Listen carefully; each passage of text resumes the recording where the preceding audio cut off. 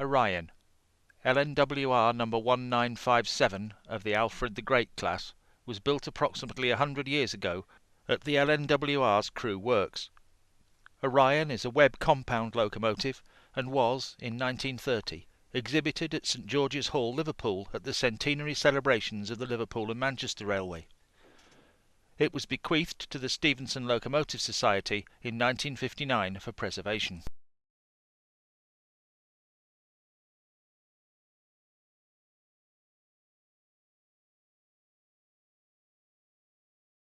The locomotive was for some years on loan to the National Trust at Penrhyn Castle, where it was dismantled for restoration.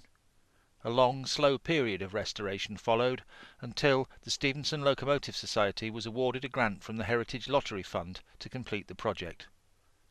As you can see from these photographs taken at Colwall Locomotive Shed, restoration of the locomotive was successfully completed in early 2005.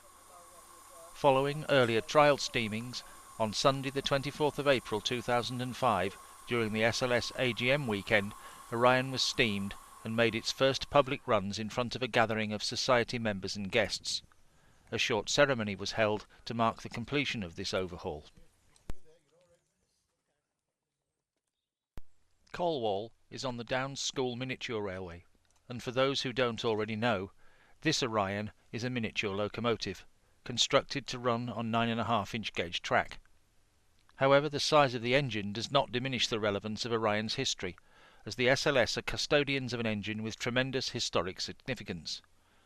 It was built by G.R.S. Darrach, Assistant Works Manager at Crewe until 1941, and Orion is the last surviving web compound in the world to have been built at Crewe Works by the London and North Western Railway.